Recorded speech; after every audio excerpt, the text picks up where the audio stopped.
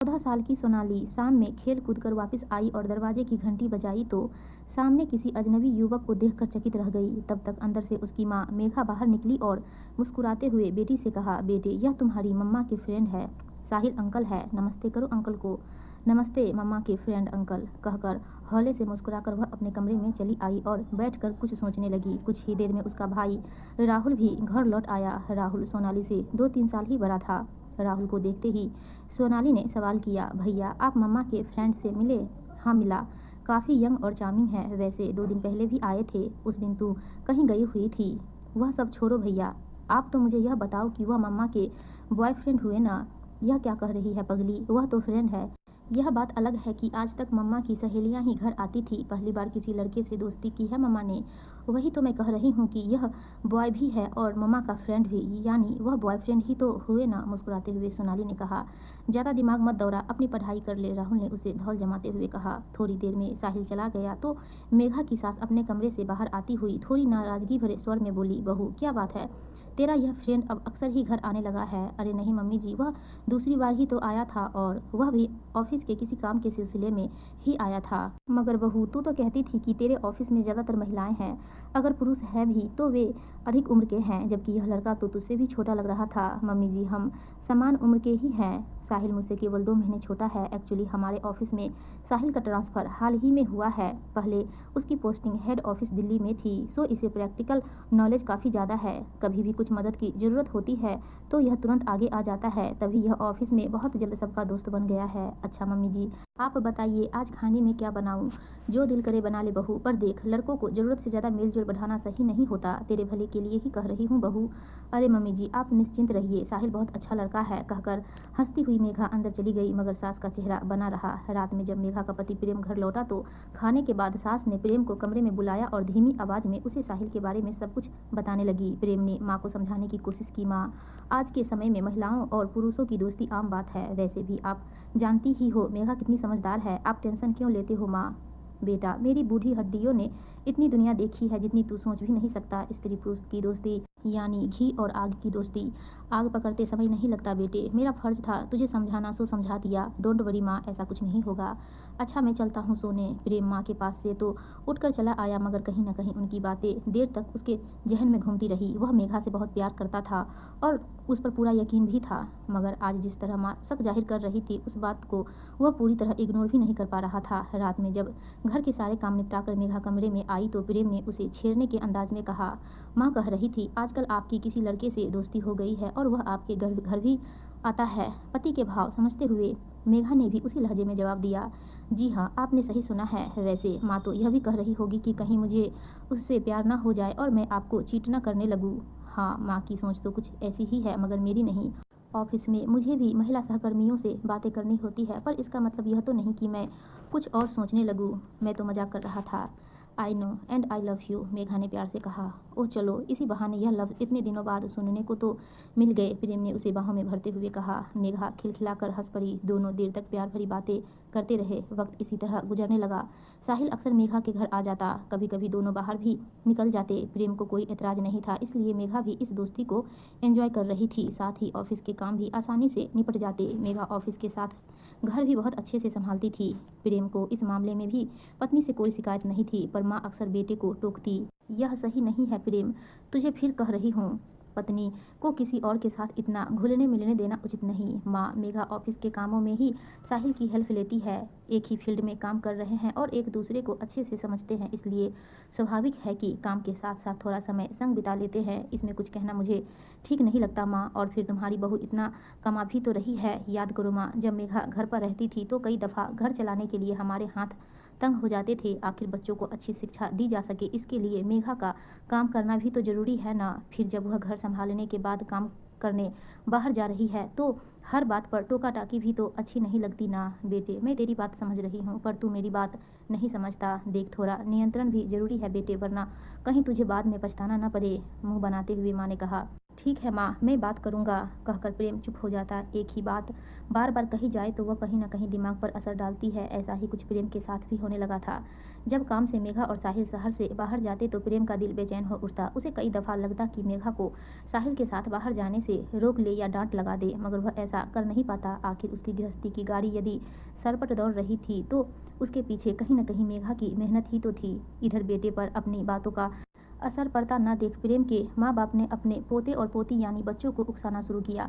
एक दिन दोनों बच्चों को बैठाकर वह समझाने लगे, देखो बेटे, आपकी मम्मा की साहिल अंकल से दोस्ती ज़्यादा ही बढ़ रही है। क्या आप दोनों को नहीं लगता कि मम्मा आपको या पापा को अपना पूरा समय देने के बजाय साहिल अंकल के साथ घूमने चली जाती है? दादी जी, मम्मा घूमने नहीं बल्कि ऑफिस के काम से ही साहिल अंकल के साथ जाती है दादी जी, पर मुझे भी ऐसा लगता है जैसे मम्मा हमें सच में इग्नोर करने लगी है। जब देखो ये अंकल हमारे घर आ जाते हैं या मम्मा को लेकर जाते हैं, यह सही नहीं। हाँ बेटे, इसलिए कह रही हूँ कि थोड़ा ध्यान दो। मम्मा को कहो कि अपने दोस्त के साथ नहीं बल्कि तुम लोगों के साथ समय बिताया करे। उस दिन संडे था। बच्चों के कहने पर मेघा और प्रेम उन्हें लेकर पार्क जाने वाले थे। दोपहर की नींद लेकर जैसे ही दोनों बच्चे तैयार होने लगे, माँ को न देखकर दादी के पास पहुँचे। दादी जी, मम्मा कहाँ है? दिख नहीं रही।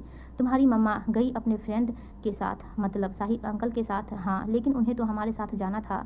क्या हमसे ज़्यादा बॉयफ्रेंड इम्पोर्टेंट हो गया? कहकर सोनाली ने मुंह फुला लिया। राहुल भी उदास हो गया। लोहा गर्म देख दादी माँ ने हथौड़ा मारने की गरज से कहा, यही तो मैं कहती आ रही हूँ इतने समय से कि मेघा के लिए अपने बच्चों से ज़्यादा महत्वपूर्ण वह पराया आदमी हो गया है। तुम्हारे बाप को तो कुछ समझ ही नहीं आता। माँ प्लीज़, ऐसा कुछ नहीं है, कोई ज़रूरी काम आ गया होगा, प्रेम ने मेघा के बचाव में कहा।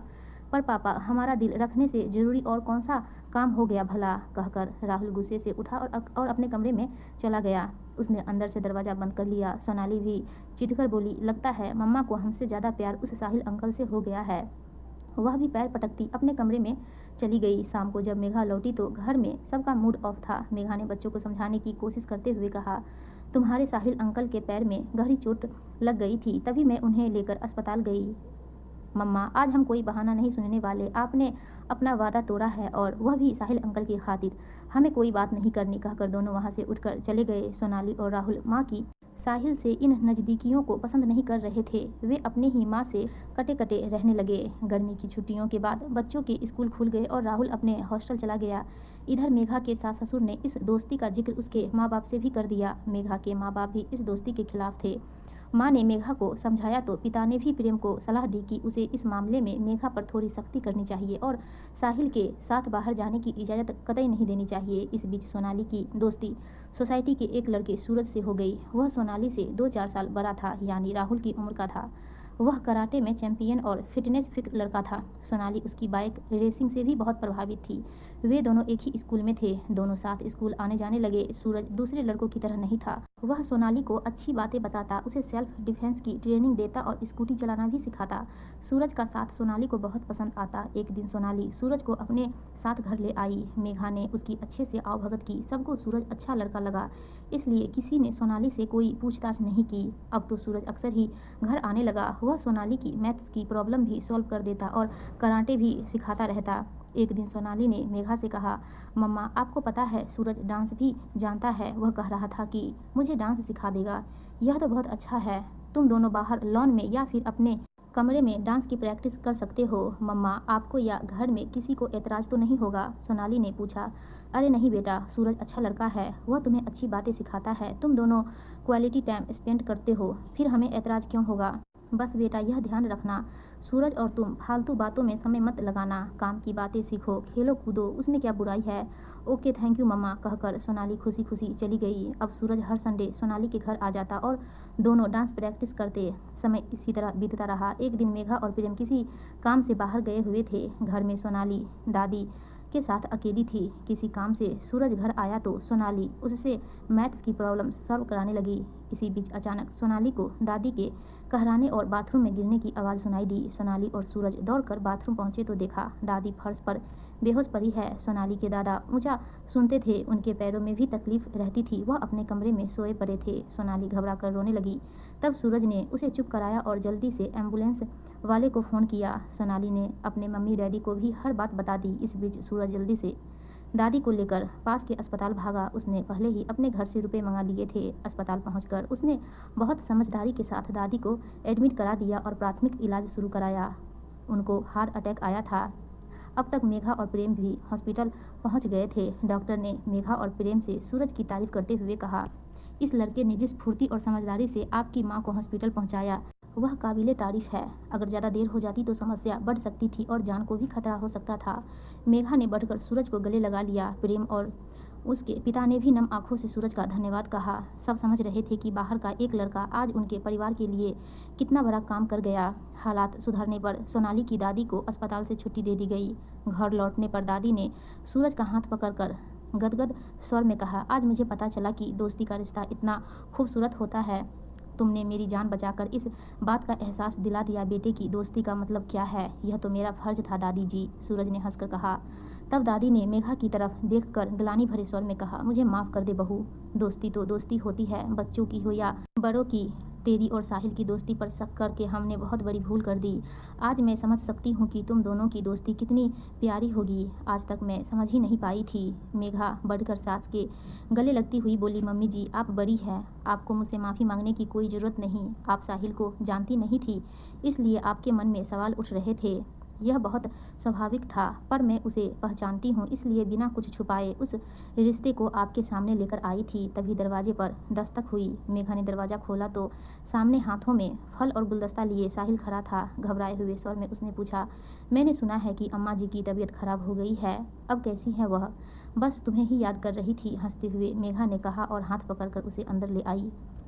दोस्तों, आपके गाने अच्छी लगी हो तो प्लीज़ वीडियो को लाइक कीजिएगा और चैनल को सब्सक्राइब